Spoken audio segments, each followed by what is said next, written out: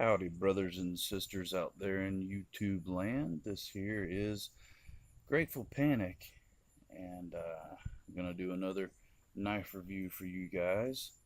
And looks like we got some better lighting today, so hopefully everything will look so much more professional. Even though I'm still using the same old redneck setup that I was using yesterday because my tripod still hadn't come in. But hopefully that'll be coming in soon, and we can get things looking even more and more professional for you.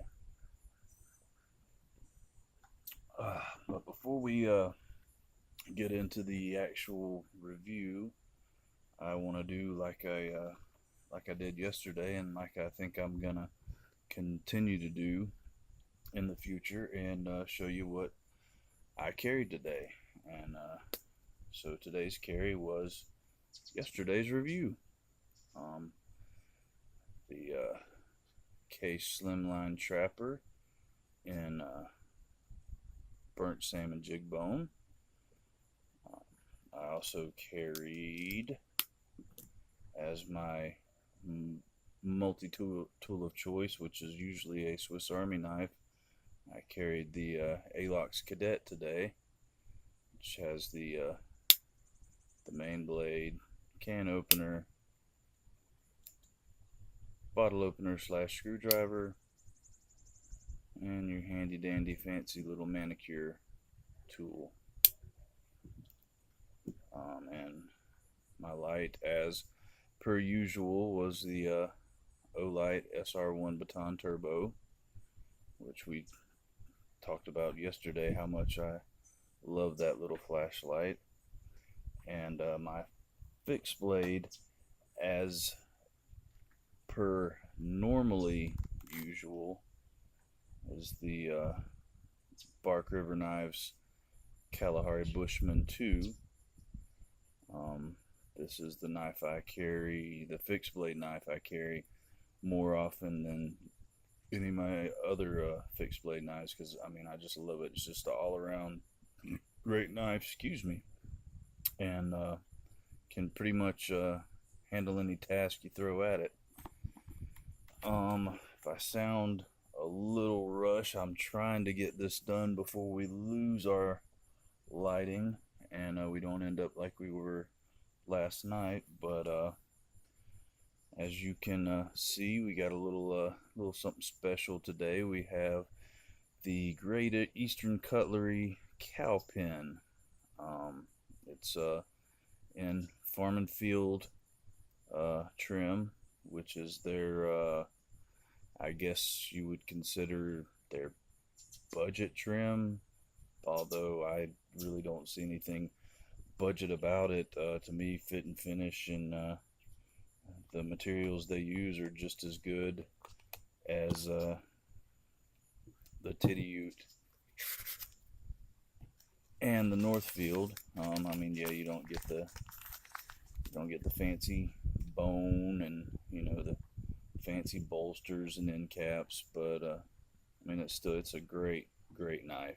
This one, as you can see by the handwritten label, I really I hate the fact that they've gone to the laser printed or just printed or whatever they're doing now labels. I thought that was just an extra special touch whenever I would get a Great Eastern Cutlery knife in the mail, having that handwritten label. It was just a little bit of a personal touch that kind of made you feel special and warm and fuzzy inside. But on to the knife in question. This one's a little different than a lot of Great Eastern Cutlery's knives, in the fact that it's got the little one-armed opening blade, which you can hook on your belt loop, your pocket, the seam of your jeans, and open it one-handed. And the story that I've heard, and I'm sure most of you guys have heard, is that this was developed following the Civil War because you had a lot of soldiers who came home after the war missing an arm, and one armed men need to be able to open a knife too. So they designed this so that, like I said, a one armed man could open a knife too. And the thing that intrigues me is that whenever you see these, usually it's on a spay blade, which of course was designed back in the day for castrating livestock. Now I don't know if they did this because one-armed men also needed to castrate their livestock, or if it just made more sense to put this on a just if it just fit better on a spay blade, or what the story is behind that. But for the most part, you either see it on a spay blade, or sometimes on a straight razor style blade. Uh, but I get a lot of use out of this spay blade. It's this belly right here it's great for cutting. It's I mean, I carry this quite a bit, and it still has the factory edge on it, and it will cut anything you ask of it, like butter. Another interesting feature, or well, I thought it was an interesting feature on this knife, is your Warncliffe blade actually has a really interesting locking mechanism. If you can see that right there, you've got this bar that kind of like a liner lock that comes over on the end of the tang, which doesn't allow the knife to close. And all you have to do is, just push it over, and it closes right up. Another thing I'll say about these farm and field knives is that I have never had a single issue with any kind of blade play or blade wrap, which I don't know if you're not familiar with blade wrap. It's when you have a knife that has a half stop and you let it close under its own power from half stop. It will tend to the sharpened edge will tend to hit the inside of the back spring and put little dings in the edge of your knife, and then you have to go and resharpen it and fix the ding. And of course, after sharpening over time, when you've sharpened it enough to where it doesn't hit anymore, you don't have blade wrap. Well, I've got 3 bull noses and this calf pin, and I haven't had an issue with blade wrap on any of them. I do have a number 43 in the cherry jigwood, the beaver tail version, and even though the pulling on it's super light, I still get a little bit of blade wrap. But I think I've sharpened it down enough now to where that doesn't really happen. I guess right now let's get into the dimensions and weight of this little guy. Let's do ounces first, and it looks like he's coming in right at 3.4 ounces. Not bad at all. Not bad at all for a little pocket chunker. And if for you guys that are on the metric system, we're looking at 95 grams. So I mean, it's not a lot of weight to this guy, even though it's very very solidly built. Lengthwise, we are looking at our closed length with that's another thing I forgot to mention. This guy has this cool little flathead screwdriver on it. I've yet to have the opportunity to use it, nor I I know if I ever will actually use it. But it's regardless, it's pretty cool. So if you add that little guy into the mix, we are looking at about 3 7/8 close length. Um, on your spay blade, we are looking at, I'm being all clumsy and uncoordinated here. Looking at a cutting edge of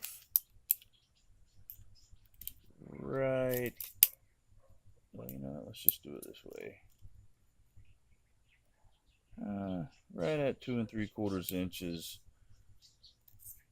total blade length. You're looking at, oh no, let me change that. That's going to be about 2 5/8 cutting edge, 2 3/4 total blade length. Your overall length with your spay blade open is looking like 6 3/8 inches long. And let's check out this warning real quick. Looks like you're going to have a cutting edge of right at 2.5 inches. Total blade length 2 3/4 inches, and overall length of 6 3/8. So I mean, it's a good size knife. I'm extremely pleased with it. I like I said, I carry this guy a lot. It does all the tasks that I need it to, and it's OD green micarta, so this one is mine. No, seriously though, I love OD green micarta. I love micarta in general, but I really love the OD green linen micarta that Great Eastern Cutlery uses. Um, and of course, blade steel is it's going to be 10.95, as are most Great Eastern Cutleries. You can find a few here and there that are in 440C, and I believe there's another steel that they use on very rare occasions. I probably should have done my research before the video, so I didn't look like a doofus, which that's kind of hard for me not to do if you've ever seen me in person, but a little joke at my expense. But I hope you guys enjoyed watching this video, and I really appreciate everyone who watched this video. If you have any suggestions, comments, compliments, criticisms, if you want to cuss me out, leave it in the comments below. If you like the video, hit the like button. If you didn't like the video, hit the thumbs down. I couldn't stand the video button. I mean, just hit something. And if you want to see some more videos and listen to this old redneck ramble on about knives in the future, hit that subscribe button. And that's pretty much it, guys and gals. So that's gonna be Grateful Panics signing off. And remember, stay alert, stay alive.